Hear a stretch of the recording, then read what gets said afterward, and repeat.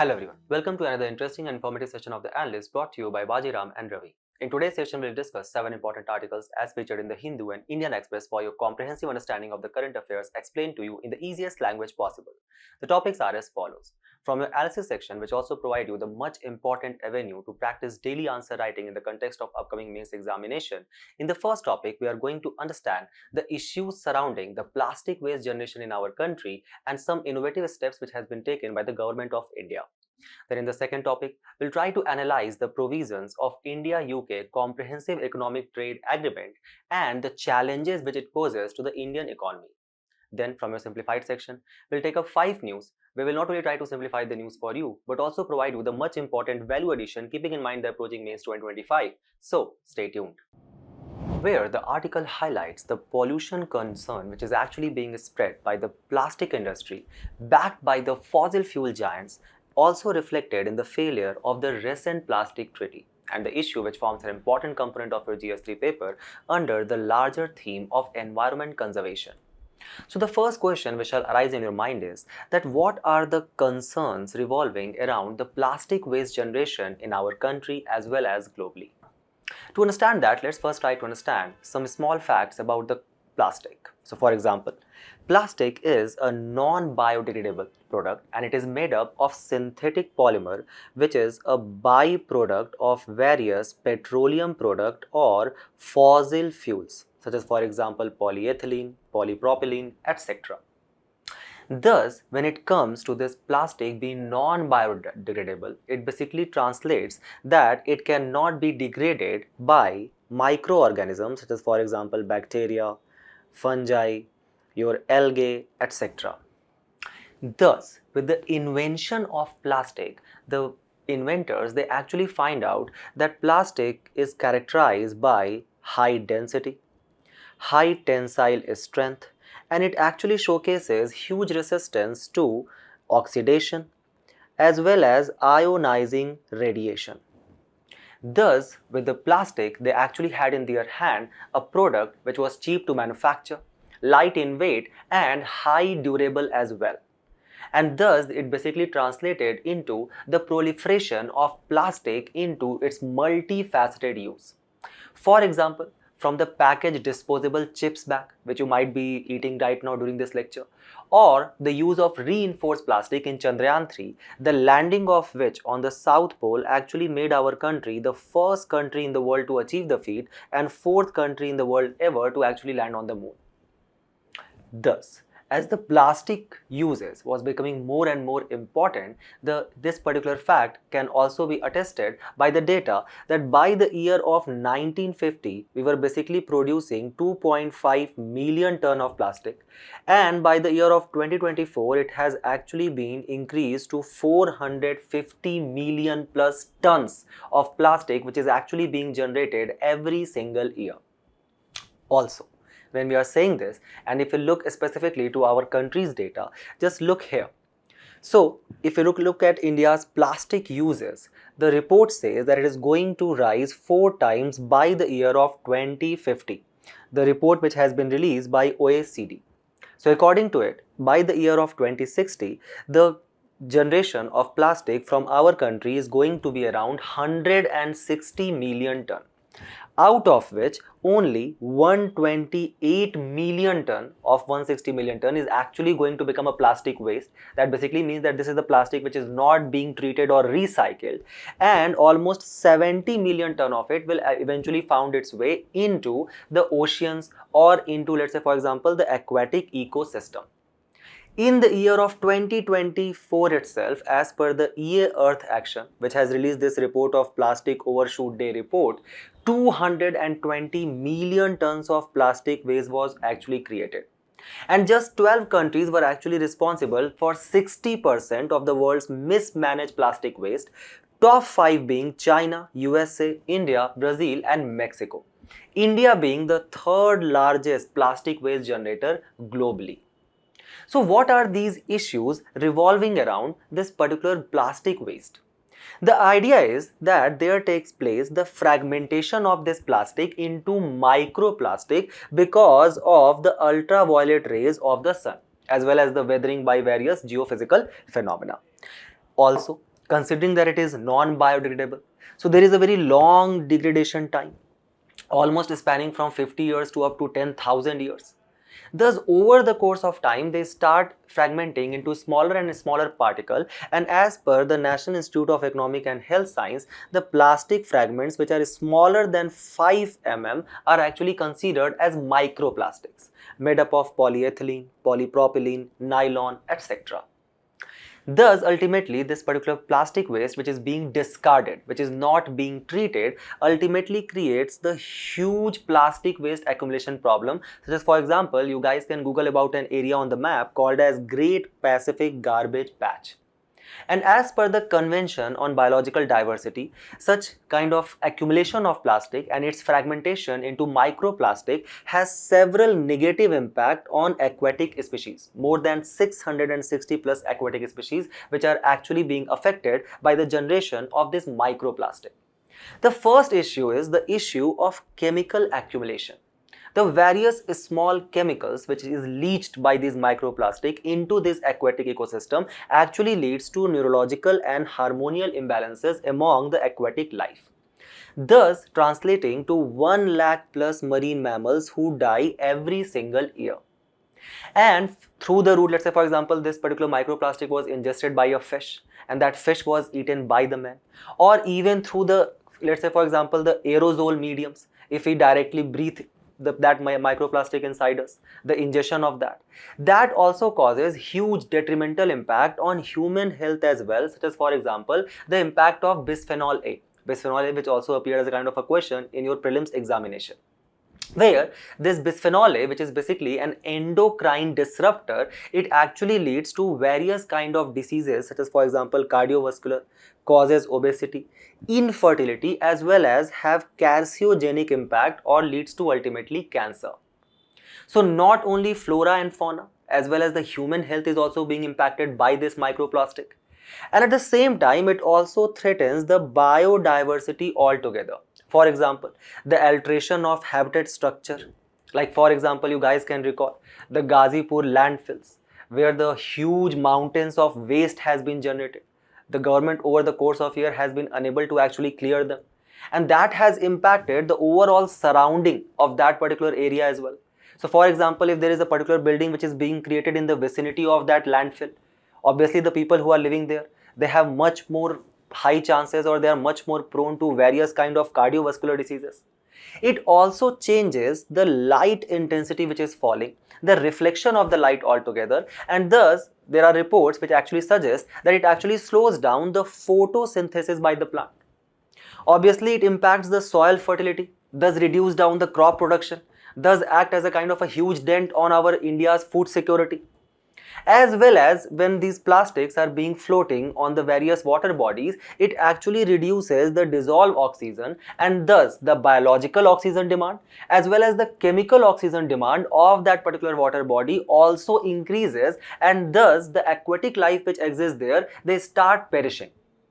So all of these issues are further going to exacerbate if we look to the Plastic Overshoot Day report released by EA Earth Action, according to which 50% of the world population is actually living in the areas where the plastic waste has already exceeded the managing capacity. And in year of 2024, almost 117 days were recorded as the Plastic Overshoot Day, or the days where the managing capacity of this plastic waste was kind of further exceeded by the amount of plastic waste which was generated. Thus, 70 million tons of plastic waste almost ends up in the natural environment, and our country's contribution into this plastic waste generation on daily basis exists at around 1.5 lakh tons. So when considering there is already such a huge issue, there are certain similarities which has been drawn by the today's editorial between the plastic industry and the tobacco industry. What are the similarities? So it says that, let's say for example, the first issue is the issue of shifting responsibility. How does the tobacco industry does it? So for example, tobacco industries, they publish the advertisement that yes, indeed, smoking is injurious to health, but at the same time, they end up promoting the products related to, for example, tobacco due to the weak policy implementation. Like for example, there are so many movies where the actor, or let's say for example the lead protagonist, is actually shown to actually keep smoking throughout the movie altogether, and that is basically considered as one of the sign of masculinity. Second, funding misleading PR and science. So for example, nicotine has at various report has been published where nicotine has actually been showcased to have positive effect on cognitive functions and confer neuroprotection. Then obviously the issue of greenwashing, another question which was appeared in your prelims examination, which is basically the absence of clear enforceable standards leading to the marketing of these tobacco products in the various forms of light and mild products altogether. That no, these will actually not give you cancer in 5 days, it will give you cancer in 5 years, please keep on smoking. In similar lines, there exist the issues related to plastic industry as well. For example, many of the times these waste generators, they actually put more impetus on the recycling and the consumer use rather adopting for the corporate accountability. So for example, they should actually indulge in less plastic uses kind of product.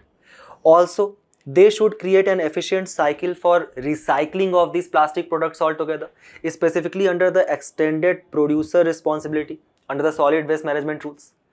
Also, they should actually kind of be more transparent about the kind of intensity of the plastic which is present in their product. However, instead of focusing upon them, they are focusing upon the recycling and the consumer use. Then there are various NPR and PBS reports which has actually showcased that how there exists a huge economic and technical impracticality of the recycling of the waste, considering the magnanimous amount of waste which is being generated, and that is actually leading to infrastructure deficit to deal with that tons of waste. However, these industries who are generating these plastic waste, they keep on focusing about the kind of the recycling of the waste structure. Ultimately, the kind of the greenwashing which they do by showing their product as biodegradable and compostable plastic, leading to misleading advertisement. Here one can recall actually the kind of the clean diesel program which was launched by a company called as Volkswagen, where they actually kind of tricked the whole kind of the estimator system altogether and showed that yes, their diesel has actually kind of less petroleum levels, they are less polluting. And thus the result of this is the huge health impact which is also being caused by tobacco. For example, 7 million plus people were actually killed by tobacco annually. Every minute 11 million cigarettes are smoked around the world, and every single minute 10 people die from this beautiful habit of theirs. Thus, what are the steps which has been taken by the government of India to actually curb down the plastic waste generation in our country? The first and foremost is the Plastic Waste Management Rules 2024, which led to the banning of 19 categories of single-use plastic. For example, plastic carry bags which were less than 75 microns in the thickness, or for example, plastic sticks for balloons, ice cream sticks being created from the plastic, disposable crockery like plates, cups, glasses, etc., or polystyrene thermocol for decoration, any invitation card or cigarette packets which were being actually created by the use of plastic. Then there was a specific directive which was actually given to the petrochemical industry, that if there is any industry which is actually indulging in creation of these banned single-use plastic products, do not supply raw material to them. The State Pollution Control Board and the Pollution Control Committee at the district level, they were actually given the directive that just revoke the consent of operation altogether of such industry. The Central Pollution Control Board now have started releasing a certification for such biodegradable plastic after kind of authenticating the clear criteria. So if you fall in that particular criteria, if your product actually testifies that, only then you will be given a certification for biodegradable plastic. Then today's article suggests that how there was a national action for mechanized sanitation ecosystem, where we are basically integrating the waste pickers into the formal waste collection system. Is it actually showcasing result? So in this regard, you guys can recall the last lecture which we took, where we actually talked about the data which was given by the Ministry of Social Justice during the question hour, where it actually showcased that how 400 plus manual scavengers actually died between the year of 2019 to 2025, who were in charge of clearing the sewage waste. The sewage waste which also basically contains a huge amount of this plastic waste. The plastic waste which are basically clogging those sewage drains altogether. Then there are several other steps which has been taken by the government. For example, let's say if there are certain industries who are indulging into these polluting principles or polluting practices, then they need to pay environment damage compensation under the Environment Protection Act of 1986. There is an extended producer responsibility under the Plastic Waste Management Rules of 2024, under which the producer is responsible for 100% collection of the plastic waste which has been generated from its source, and at least 50% of it shall be recycled within 1 year. Then the Food Standard and Safety Authority of India, it actually launched a micro and nano plastic removal project. The Advertising Standard Council of India actually said that from now onwards, if you are claiming that your product is eco-friendly, then you need to provide substantial evidences for that. Similarly, under the Consumer Protection Act of 2019, it actually prohibits the deceptive claims and outlines severe penalties. Also, there is a huge kind of steps which has been taken in the various kind of science and technology reforms as well, to actually kind of create several technological products to be used for the future. Like for example, the Indian Institute of Science, they actually design a novel hydrogel which actually kind of absorbs the microplastic which is basically floating in this aquatic ecosystem. So that can be used as well, that can be applied as well. In this particular context, in the year of 2022, the United Nations Environment Assembly, they basically passed a resolution. The resolution was to end the plastic pollution. And under the passage of this resolution, there was creation of an intergovernmental negotiation committee under the United Nations Environment Programme. And the main criteria, the main agenda of the discussion was how to phase out the plastic altogether, and thus to create an international legally binding instrument to end plastic pollution, in the discussion of which more than 175 countries participated. So what is the idea? How to phase out the plastic, and for that purpose how to actually reduce down the plastic production by every single country. But there were several countries who actually took a kind of a counter stand to that. Specifically countries like for example Saudi Arabia, Russia, China and Iran. They basically emphasize upon that instead of phasing out plastic, we should phase down the plastic production. And they said that instead of reducing the plastic production, we should actually focus upon the recycling of the waste generation. Why these countries are focusing so much upon phasing down of the plastic and not phasing out of the plastic? Remember, India is also part of the criteria of phasing down only. Even India doesn't want to phase out. There are two important reasons. For developing country like India, the usage of plastic is actually quite cheap for various products, the multifaceted usage which we were discussing, and thus we cannot just completely go for phasing out the plastic altogether. It will significantly kind of dent our economy and dent our idea of to become a developed nation by the year of 2047, 30 trillion economy. Similarly, there are countries like for example Saudi Arabia, Russia, Iran, who actually relies on petroleum product and their economy is significantly dependent upon them. Like for example, Saudi Arabia's 45% of the GDP actually comes from the petroleum product production, a byproduct of which is plastic, as from where we started our discussion today. So the idea is obviously they will not accept the idea of phasing out the plastic altogether.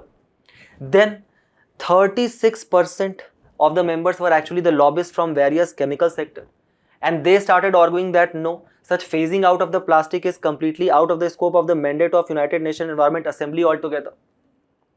Also, there is a huge sign of passing down the burden of plastic production to those countries in the global south where they do not have strong regulations and legislation to control plastic. At the same time, it is also being observed that how these global north, because they have huge infrastructure, huge capital, to actually transition to a non-plastic economy. But the same is not available with the global south. And that is also showcased in today's report, that how in the global plastic outlook report by OECD, plastic consumption is actually going to double in sub-Saharan Africa and triple down in Asia by the year of 2060.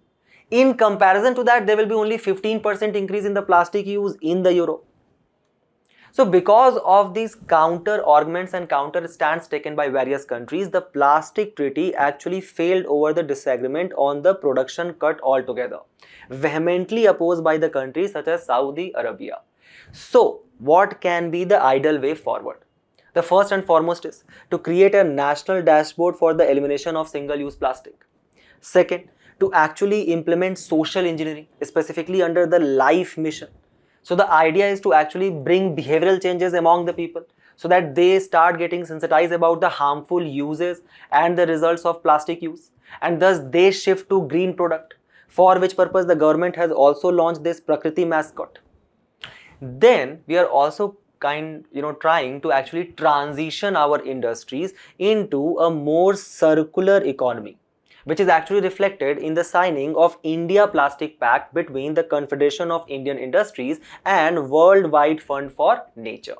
Remember which is the country which actually released the first plastic pact ever? That was UK, the country which we are going to discuss in the next topic. Also, for this purpose, for the reducing down of the plastic use, there is a project Replan by the Khadi Village Industry Corporation, where what they are doing, they are basically using treated plastic and they are kind of mixing it with the pulp paper and thus creating kind of carry bags which will have less plastic intensity in them.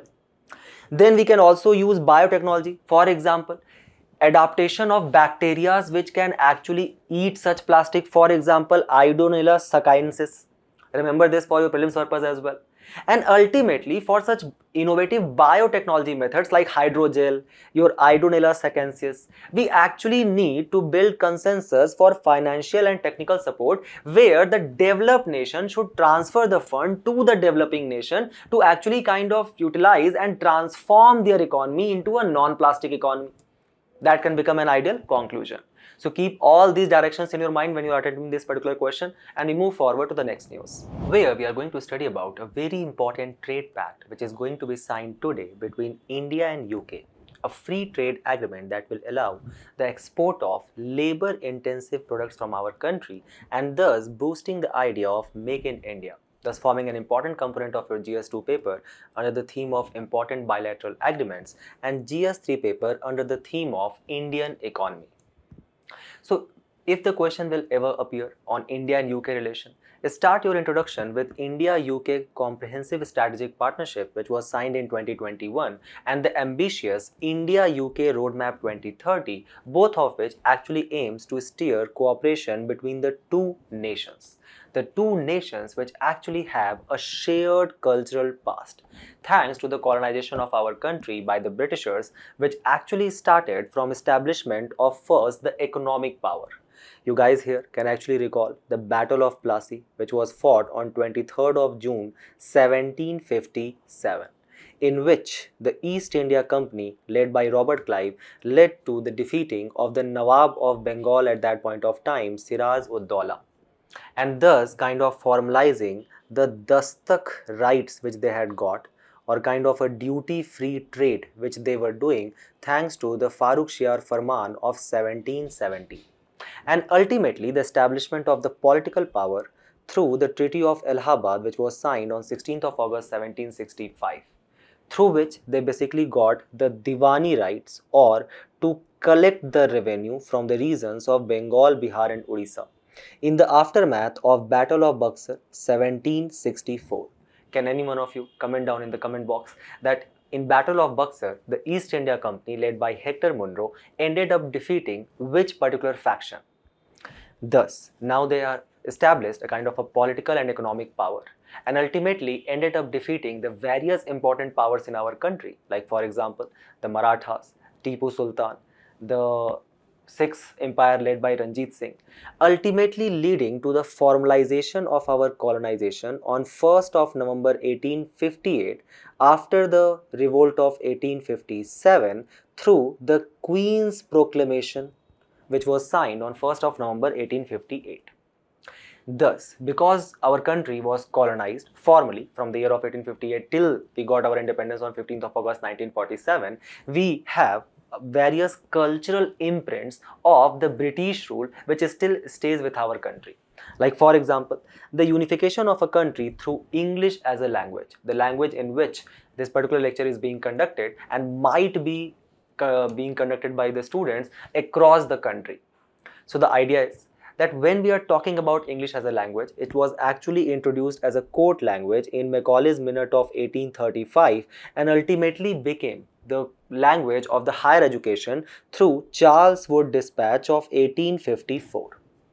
And after they had firmly established their roots in our country, specifically under the policy of paramountcy, which was launched by Lord Hastings after the year of 1813, the Britishers led to the reformation of Indian governance by introduction of rule of law, for example, such as the Indian Penal Code 1860, creation of a whole judiciary system. You guys can recall the Munsif Court, followed by registrar's court, followed by a district court, and ultimately a provincial court of appeal.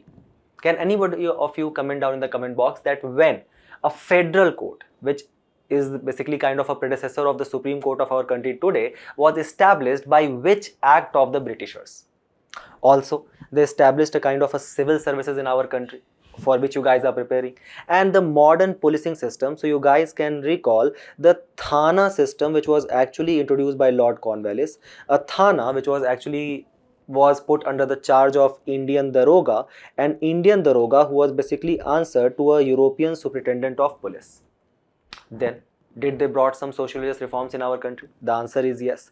For example, the abolition of sati in the year of 1829 under William Bentinck, or for example, legalization of widow remarriage in the year of 1856 under Lord Dalhousie.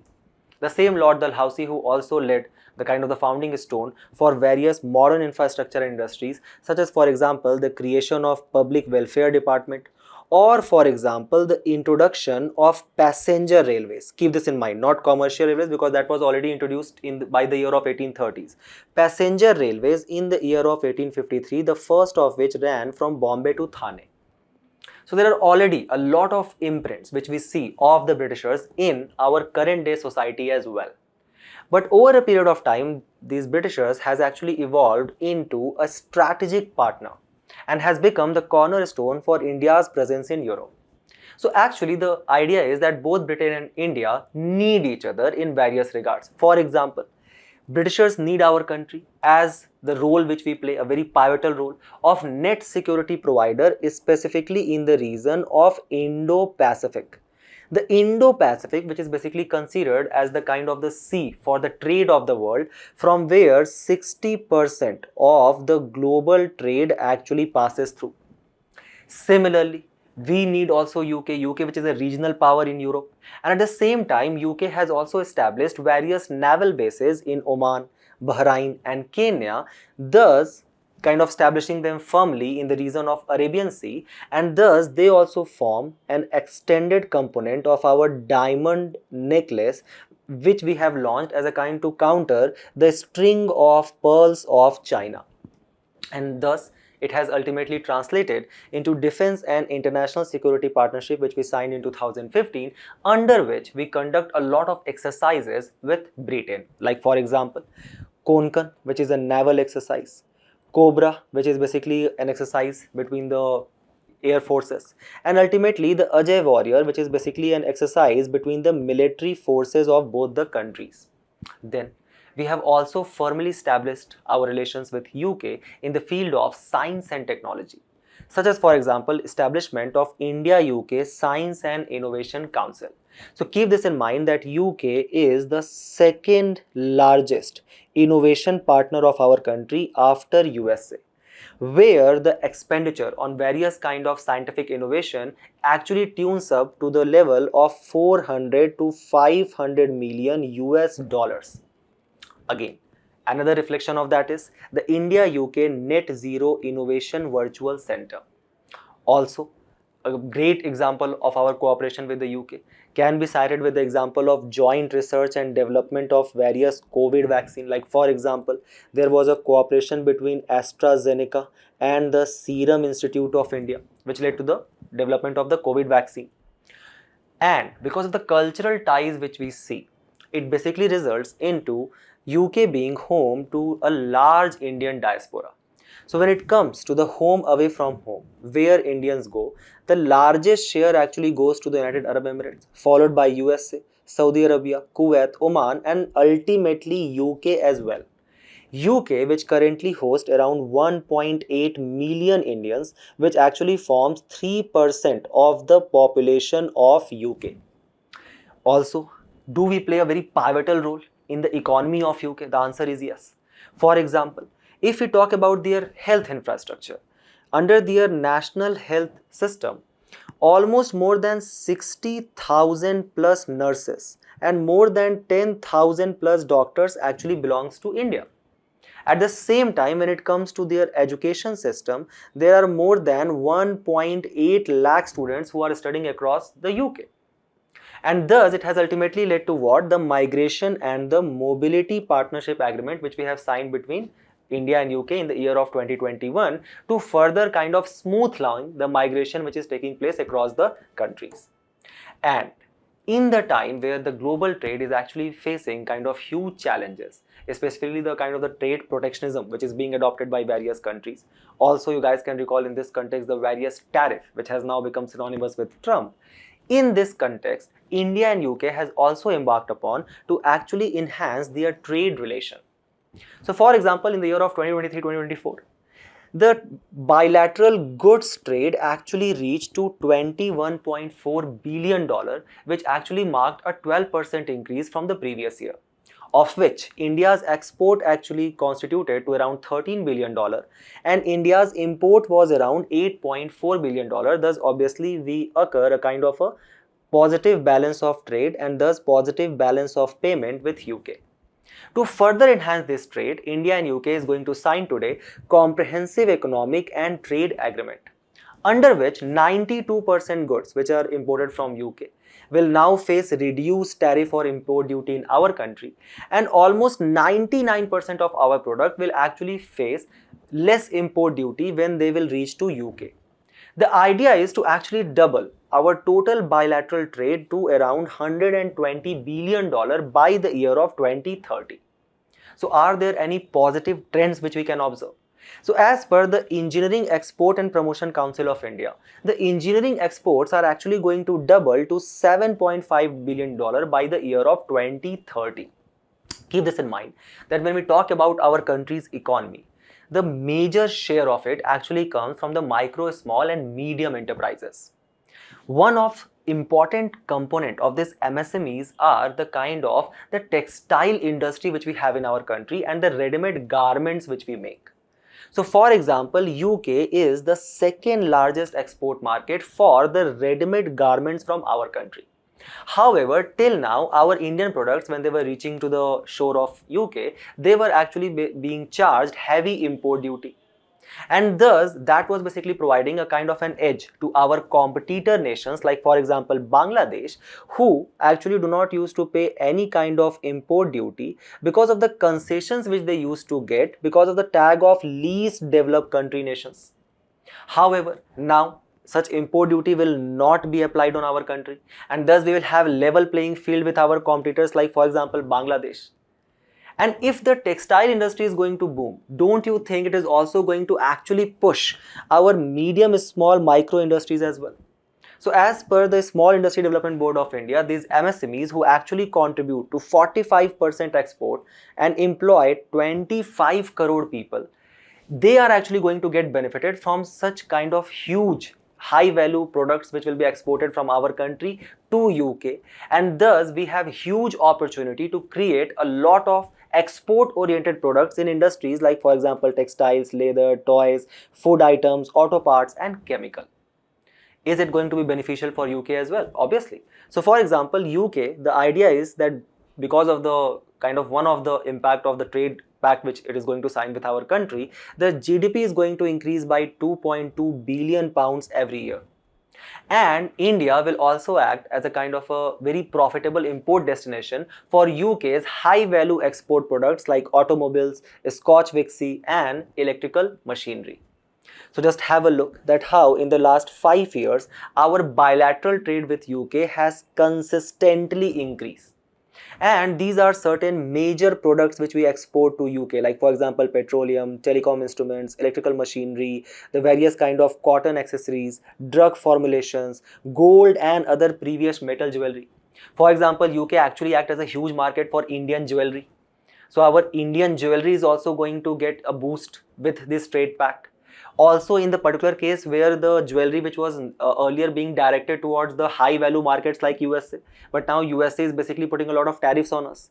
So UK will act as a kind of a good alternative market, and the trade pundits are basically kind of estimating that it will provide us a kind of a $400 million economy for our jewelry altogether. So obviously there is a huge impetus which will take for Make in India. Also, there are various provisions for labor rights and welfare segments as well. For example, such free trade agreement is actually going to enhance the professional mobility for various professionals, including the contractual service suppliers, the investors and intra-corporate transferees, or for example an independent worker who wants to work there for a short-term basis, earn money and then come back and invest that money into our country. So the idea is that, let's say for example there is such worker who is going to work in UK on contractual basis for 3 years. If you guys can recall that when we were discussing about the pension system of our country, we learned that how UK has a kind of a mandatory social security scheme. So for example, if I am working there, from my salary there will take a kind of an auto debit to the security provision or social security provision. So certain amount of my salary is going to cut automatically. But what if I don't want to stay in UK for a long period of time, and at the same time I have already enrolled in some pension scheme in our country? Thus, there is going to be negotiation for double contribution convention agreement as well, or social security pact, where such temporary workers will be exempted from social security contribution for 3 years. Thus, the idea is that the kind of the migration will become much more smoother for Indian workers, and they will be able to kind of hold on to the large share of their income as well. And all of this will ultimately translates to the projections indicating a $25 billion annual boost in the bilateral trade by 2040, and a target to double our trade to 120 billion by 2030 as per the Ministry of Commerce. However, this great idea is not completely devoid of challenges. What are the persisting challenges? As the opposition has flagged serious questions over the impact of India-UK free trade agreement. The first and foremost is that when we are focusing completely upon the Make in India idea, at the same time make and kind of further enhance it up to the Make for World, what we are kind of ignoring in this free trade agreement is the 90% reduction which we are doing in import duty on the British products, as well as the idea that 85% UK products is ultimately going to reduce to zero tariffs within a decade or by the year of 2035. So for example, till now, the cars, the automobiles which were being manufactured in UK, they were quite expensive in our country. However, we are going to reduce down the import duty on these automobiles from 100% to directly to 10%. So don't you think that the automobiles being imported from UK will now become cheaper? Even though the various trade pundits actually kind of suggesting that India has a price sensitive market. So even after this kind of drastic reduction in import duty, the cars which we are importing from UK, they will remain a bit costlier. So it will not significantly impact the India manufactured cars. But the same cannot be said for other product, let's say for example the textile which UK produces, or let's say for example the kind of the import duty reduction which we are doing on liquor altogether. Don't you think that it will actually increase the consumption of liquor and actually slow the premiumization trend which was taking place? Then there are a host of the other FTA which we have signed recently. They are also coming to bite us. Like for example, the Comprehensive Economic Partnership Agreement with UAE or the Free Trade Agreement with Australia. Both of them have actually resulted into the negative balance of payment for our country, and we have not been able to materialize the kind of the benefits which were envisaged before the signing of the deal. Then there is opposition by farmer bodies as well, that the kind of the reduction of import duty on various edible products, like for example salmon, that is going to significantly impact India's farmer as well. Most of them who already have low margin share in the profit, or who have low hand holding, and thus they cannot mass produce, make their product more cheaper, like for example UK. Ultimately, there are challenges with the implementation of the carbon border adjustment mechanism. What is this? So you guys can recall that how European Union actually came up with Fit for 55 pledge. What is this pledge?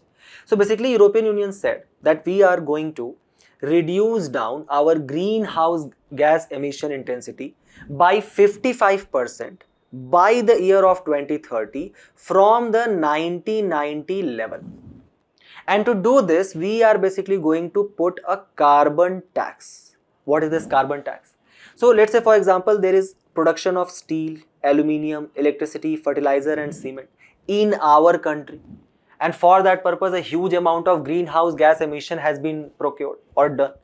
And now when these products are being imported into, let's say for example European Union, and they will generate greenhouse gas emissions there, thus European Union is saying that we are basically going to put a carbon tax on that.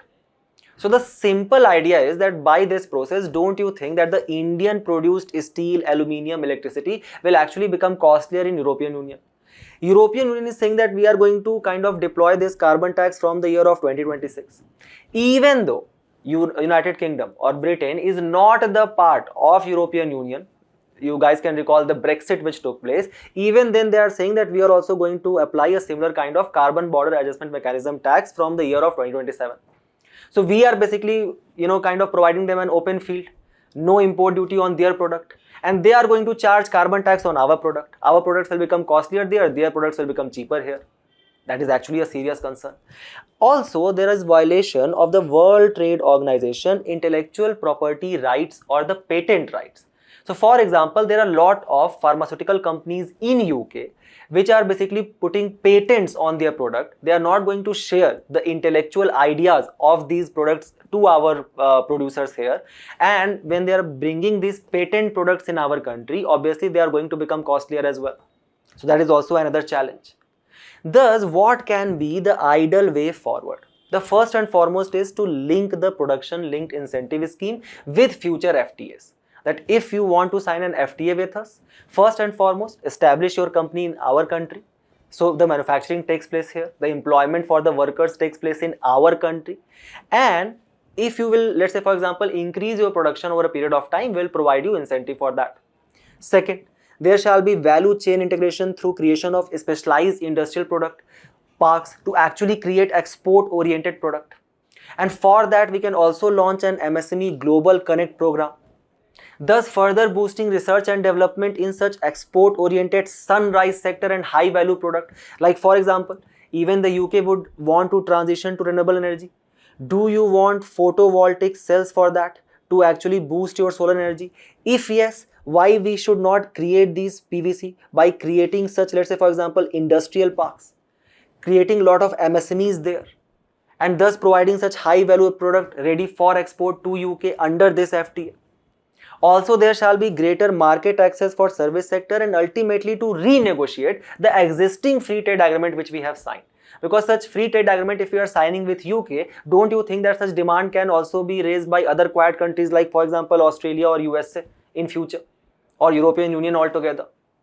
So keep all of these suggestions in your mind, attempt this question, and we move forward to the next news, where we are going to discuss about a landmark judgment which has been given by the International Court of Justice, where it has ruled that the countries are actually obligated under the international law, such as for example Paris Agreement of 2015, to take action to reduce the emission of greenhouse gases. And if there is any such country who fails to comply with this, that would constitute an internationally wrongful act. And the countries who do not fulfill their climate obligations taken under the Paris Agreement, or under the Paris Agreement the kind of intentionally determined contributions which are done by countries, INDCs, then they will be liable to pay compensations to least developing countries, small island states, etc. So what is this International Court of Justice? It is basically a principal judicial organ of the United Nations which was established in the year of 1945. Out of the 6 principal organs of the United Nations, this International Court of Justice is the only principal organ which is not located in New York, because it is located in where? Hague, Netherlands. It aims to settle legal dispute between the states. For which purpose? 15 judges are elected by the United Nations General Assembly and United Nations Security Council. So to get elected, the judges need to get the majority of the members of UNGA and UNSC. Remember, these are the independent judges and not the representatives of the country. So it's not like a diplomat of our country will become a judge in the International Court of Justice.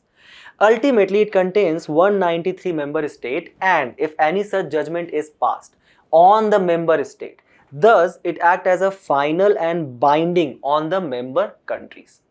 The question which shall arise is that does the countries globally need to adhere to the Paris Agreement? The Paris Agreement which basically envisage to kind of reduce down or contain the global warming up to 1.5 degrees Celsius by the year of 2100 C. Right? The idea is from the pre-industrial level. So does country require to actually do that? For that purpose, let's refer to the State of Global Climate Report 2024, according to which the average temperature of the whole world from the pre-industrial level has already risen up to 1.45 degrees Celsius from the pre-industrial level. The heat content of the world ocean was highest in 2023. The marine heat waves taking place actually covered 32% of the global ocean, ultimately leading to what? Water scarcity, droughts, flash floods, intensification of tropical cyclones, a question which was asked in your mains examination. Also, this rising sea surface, why? Because the temperature is increasing, so the water is expanding and thus the sea surface temperature is rising. Don't you think it will lead to the inundation of the coastal areas? It will impact the countries with huge coastlines like our country. At the same time, don't you think it will have a huge detrimental impact on small island states like Papua New Guinea? Thus, if we refer to the 6th assessment report by the Intergovernmental Panel on Climate Change, the world is going to breach the Paris Agreement target within next 2 decades. And the temperature, if we keep on going like this without curbing down our greenhouse gas emissions, it is actually going to rise by 3.1 degrees Celsius by the end of 21st century, with the global mean sea level actually going to rise by 1.3 meter, which according to the World Bank will end up inundating a lot of big and important coastal cities like, for example, Chennai and Bombay, and thus leading to the loss of huge GDPs across the world.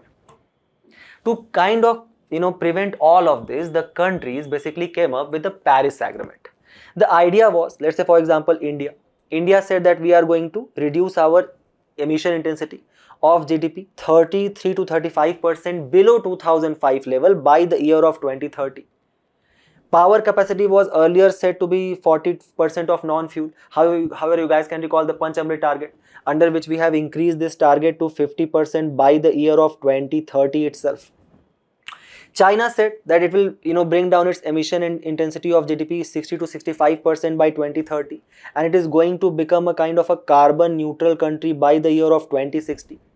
Similarly, USA took the charge saying that it will kind of bring down absolute emission of carbon or greenhouse gas emission 28% below 2005 level by 2025. So this USA, which is the second largest emitter of the greenhouse gas in the world after China, following the capitalist economy model adopted by Donald Trump, it actually led to the withdrawal from the Paris Climate Agreement altogether. So when Trump came in the power for the first time, he actually withdrew from it. However, that was immediately reserved by the Biden presidency in the year of 2021. Thus, as per the calculation by a report published in the Indian Express, which actually cited US Energy Information Administration, the USA with the increase in the crude oil production will ultimately lead to the production of 4 billion tons of carbon dioxide emission between the year of 2025 to 2029, and thus obviously significantly increasing the temperature in USA, contributing to the global temperature and thus breaching the Paris target altogether. Thus, the small and developing nations which are most impacted by such policy, they basically went to the conference of parties. What are these conference of parties? So, this conference of parties which are conducted under the ambit of United Nations Framework Convention on Climate Change, which actually came into the being in the year of 1992, signed by 193 member states in the Rio Earth Summit, one of the signatory being India, where the idea was to actually bring such kind of internationally agreed treaties to curb down the global warming induced climate change. So the COP29th took place, where the developing countries, they were demanding of climate finance mobilization. So they are basically saying that, see, we do not want to use fossil fuels to do further carbon emission which will lead to global warming. We also want to switch to solar energy. We are completely agreeing for that. But for that purpose, we will need to basically create huge solar energy farms, install various solar photovoltaic modules on the lines of India, how India has done on the Pradhan Mantri Kusum Yojana or Pradhan Mantri Surya Ghar Muft Bijli Yojana. But for that purpose, we will require huge amount of funds. Please provide us funds, because again, you are historically responsible for huge carbon emission. Thus, they were demanding $1.3 trillion per year by 2035 to actually meet the target of Paris Agreement. The developed nations like, for example, USA, UK, European Union, Russia, they offered $300 billion per year. Even though this developed nation or the global north actually amounts to 82% of the carbon budgets. This climate funding which was being asked by these small nations were going to benefit Morocco, Mexico, Brazil, South Africa, even our country as well. That was the target. So are there any steps which has been actually taken at the international level to actually curb down the carbon emissions, to actually reduce down the global warming? If a question comes on that, just try to integrate these suggestions, like for example, global stock take text, which provided for periodic review mechanism for Paris Agreement and aim for tripling the renewable energy by the year of 2030, or transitioning from fossil fuels, adhering to intentionally nationally determined contribution, achieving net zero by 2050 by all the countries, even though every other country has taken their own different route. Global goal on adaptation, which provided for doubling adaptation finance for developing and small island countries. Climate finance, where the UNCTAD basically kind of projected that to achieve the new kind of contribution qualified goals, $500 billion will be required by 2050. And ultimately, the loss and damage fund, which was actually established in the Warsaw mechanism to compensate the countries affected from the climate change. In the same regard, the government of India has also taken various steps. For example, impetus on creation of solar energy through Pradhan Mantri Kusum and Surya Ghar Muft Bijli Yojana, National Hydrogen Mission, where the idea is to actually produce green hydrogen energy of 5 million metric ton by the year of 2030 itself. India has also signed and has become the part of the Global Biofuel Alliance. To actually increase that, the government has come up with the Govardhan scheme, where the government is basically kind of installing waste to energy plants. And ultimately, all of this will help us to achieve the Panch Amrit target by 2030. Various time it has been covered in the Analyst. Can anybody of you take the dare and try to comment all the 5 targets which we have taken under this Panch Amrit to achieve by 2030?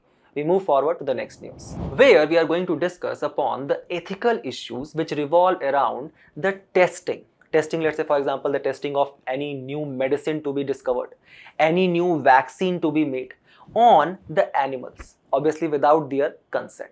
So what does the article suggest? Article suggests that as human beings are superior to animals, and as animals instinctively rely on the benevolence, goodwill and protective nature of man, we must fulfill our obligation to treat our fellow non-human beings with love, kindness and respect. So the issue of the suffering animals undergo in the animal testing laboratories is known, and so it is rational that humans must respond by finding solutions which can actually end the suffering of animals and bring the peace to the human hearts as well. What is this issue of animal testing? So for example, when we were developing the earlier vaccine? Did we directly switch to the animals? The answer is no. The earlier tests were actually conducted on humans, for example in USA back in the year of 1901 to 1903, to actually test for the toxicity which prevails in the food supply. So to actually test the toxicity which is being caused by the various preservatives which are being used to actually kind of increase the shelf life of the food, preservatives like for example benzoate, borax, formaldehyde, they were actually first tested on human beings and not on animals. So again, what was the actual concern which actually led the scientists to switch from humans to the animals? The today's article suggests that there was a problem with humans. They did not always die when they were supposed to, and they did not always recovered when they should. Thus, it gives you a very important ethical term. The term is rationalization of culture of moral indifferentism. The idea is that because we have created certain values, certain categorical imperatives by Immanuel Kant, on which the larger society shall function and adhere the laws of, if they did not existed, then these tests could have been easily directed even today towards the human. So use this culture of moral indifferentism in your answers as well. However, even today, even our country, we are basically conducting the test on the animal. For example, very recently the PETA, the organization which works for the welfare of the animals, it exposed alleged animal cruelty at a Telangana lab, citing a whistleblower account of overcrowded cages, painful injections and infections in dogs as well, considering it to be India's first major expose of animal testing abuses. 175 institutions in our country, including various pharmaceutical and health educational institutions, they require animal subject. 50,000 live animals are actually supplied annually by the National Center for Laboratory Animal Science of Hyderabad. And this much of animals are actually killed globally because of the product testing on them. So these animals, when the products, kind of still in the gestation period, when they are tested upon them, they are actually exposed to various kind of chemicals, which ultimately lead to skin irritation, illness, death, the pain and suffering which they incur. Also, in many times, just like for example in this Telangana lab, they are actually kept in stressful and unnatural condition which also impact their well-being. Then there exists a kind of a species differences.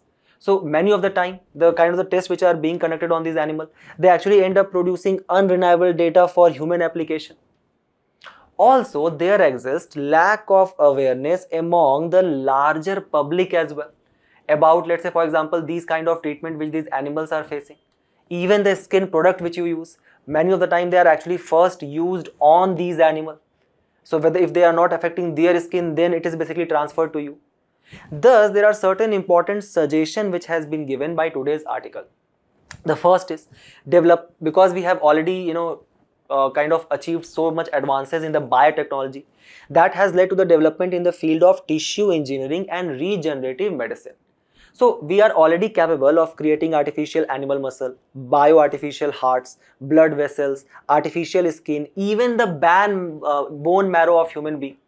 So if you are already capable of that, then why not to conduct such experimentation on cells and tissues which are developed in laboratories and not on these animals? Then the article suggests to actually amend the Prevention of Cruelty to Animals Act 1960 to actually conduct testing on bioartificial model of human system. And for that purpose, it also suggests to expand the idea of right to dignified life under Article 21 of the Constitution and pass it to the animals as well. So in this regard, what are the existing law and framework? First and foremost is Breeding and Experiments on Animals Rule 1988, which provides for ethical use of animals in any such research if it is being conducted. Then there exists Animal Welfare Board of India under the Prevention of Cruelty Act 1960, which addresses the cruelty cases in our country. Then India actually banned the cosmetic testing on animals back in the year 2013 itself, and thus became the first country in Asia to do so. Also, it is illegal to use captive dolphins now for any kind of public entertainment. If any such question appears, always use Supreme Court judgment. A very prominent one is Animal Welfare Board of India versus A. Nagaraj, where our apex court of the country held that animals have the right to live with dignity and without any unnecessary pain. and end the answer with a quote of Gandhiji where he said that the greatness of a nation is judged on the basis of way its animals are treated. Keep this noble thought in your mind. We move forward to the next news, where we'll try to learn about a new vaccine which has made into the news. Why? The name of the vaccine is AdFalciVax, a new vaccine which has been developed by the Indian Council of Medical Research, which has actually announced a promising candidate vaccine now for malaria. The known as AdFalciVax, the vaccine mainly targets two parts of Plasmodium falciparum, a pathogen that is the most common source of malaria in humans. In India, however, remember the disease is actually caused by Plasmodium vivax, against which this AdFalciVax is actually ineffective. So if the ICMR is actually creating this vaccine, it is basically targeting the global market, like for example of UK, not of our country. What is malaria? Malaria is a parasitic infection which is transmitted by the mosquito. Remember that only female Anopheles mosquito can actually spread the malaria. What does it lead to? It leads to seizure, fluid in lungs, organ damage and even death. For example, as per World Health Organization, it actually ends up killing 4 lakh people annually. And it is most endemic in the African countries like for example Nigeria, Congo, Tanzania, Mozambique and Burkina Faso. So the idea is that if we look at the reported malaria cases, obviously in the last 2 decades they have significantly declined up to 83 in the year of 2022 as per the National Vector-Borne Disease Control Program. However, we already had vaccines for malaria. For example, 2 vaccines, RTS-S and R21 were already approved, but the problem was that their efficacy was 75%. So if you are treating 4 people, 3 people were actually being vaccinated, 1 people was still kind of prone or vulnerable to malaria. So in response to that, now we are basically creating AdFalciVax, which is basically a kind of a chimeric recombinant vaccine, a type of a vaccine that uses different part of the genes of a pathogen, in this case Plasmodium, to actually create target proteins that trigger an immune response after being injected. And in this case, it actually uses 2 types of target protein. One is CSP and one is Pro6C protein. So for example, when you are talking about this RTS-S and R21, they use only CSP protein and they prevent infection only in a vaccinated person.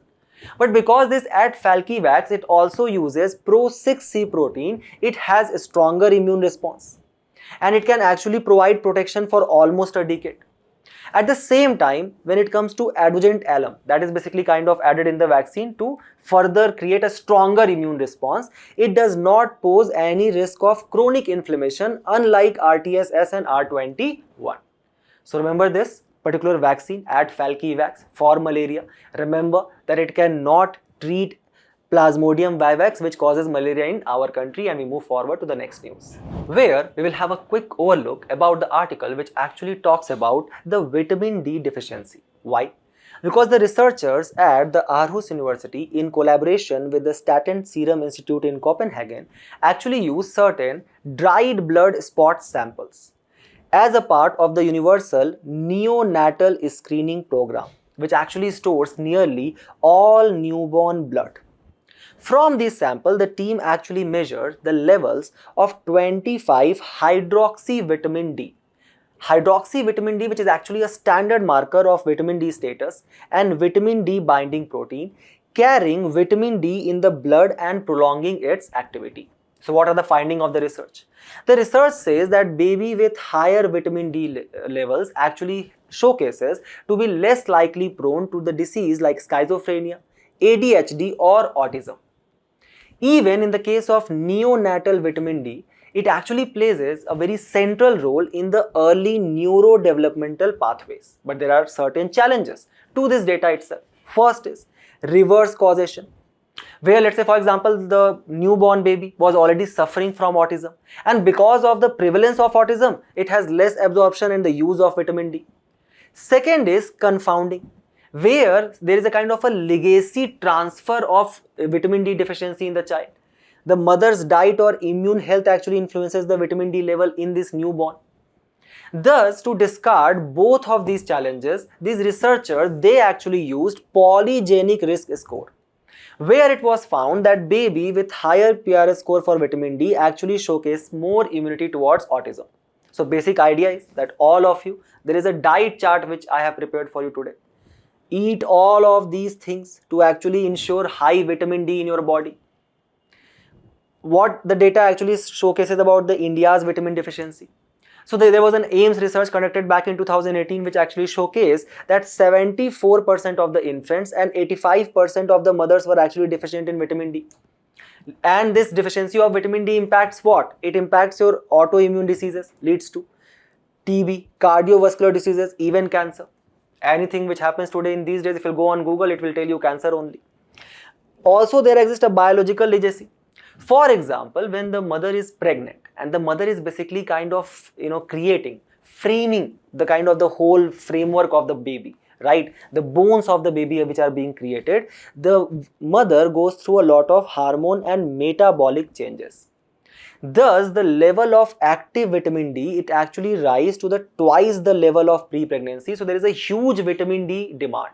But this does not take place unless there is a kind of a large scale sunlight exposure or dietary intake improves of the mother.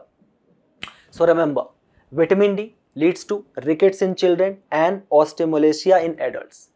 Again, where we can actually find this good source of vitamin D, UV rays, dairy products, right? Similarly, we have created a whole list of all kind of vitamin deficiencies, what that leads to and what are the sources for that. This is basically a diet chart to actually keep you healthy and keep studying that. Take a screenshot, keep it very dear to you for your prelims, and we move forward to the last news of the day, where we are going to read about a very important tribal revolt which has featured in the today's newspaper. And what is the context of that? The context is that the former Odisha's chief minister, Mr. Naveen Patnaik, actually expressed concern over the omission of the Paikas rebellion from the NCERT's new class 8 book. However, NCERT has clarified that these regional resistance, like for example Paikas rebellion, will be the part of the book's second volume. So what is this Paikas rebellion? Anytime a question comes on tribal revolt, write a kind of a normal introduction. The introduction can be that these tribal revolts were primarily the result of military expansion of the British East India Company, which ended up disrupting the existing relations in the peasants and the tribal communities. So for example, Paikas, the term itself stands for foot soldiers, were actually the traditional landed militia who were providing their services to the Gajapati ruler of that point of time, whose name was Mukund Dev II. So they were not zamidars, they were militia providing military service to the king at that point of time, Mukund Dev of the Khurda region in Odisha. In return of that, they had got Nishkar Jagirs or hereditary rent-free lands. So in 1803, when the Britishers were fighting with the Marathas, you guys can record the Second Anglo-Maratha War in the backdrop of the Treaty of Basain, which was signed by the Peshwa Bajirao II at that point of time, considered as the death knell of Maratha Empire. So during when the Britishers are fighting this Maratha Empire, they signed an agreement. The colonial Harcourt signed an agreement with the Khurda king Mukund Dev II at that point of time that provide me passage through your Khurda territory to the Maratha territory. Provide me a safe passage. In return of that, what I will give to you? I will give you compensation of 1 lakh rupees and also 4 provinces, the Maratha provinces at that point of time, which were basically close in the vicinity of the Khurda Empire, Surai, Rahanga, Lembai and Chabiskut. But obviously, after the kind of the war was over, all of these territories were not provided and only 40,000 rupees was given by Colonel Harcourt to Mukunda Dev II. Thus, the custodian of the king at that point of time, Jai Rajguru, he rebelled but was later caught. And in response to that, company ended up taking away the king's land, razed the barony fort and dethroned Mukund Dev II altogether. Also, these tribal people, they were also suffering from various other policies of the Britishers by that point of time. Like for example, their traditional land which was given to them for their military service to the Paikas, that was taken away. And the introduction of Dikus or foreigners was done. The Zamidars had come and the land was given to these absentee landlords of the Bengal region of that point of time. Under the permanent settlement system introduced in the year of 1793 by which Governor General of Bengal at that point of time, please comment down.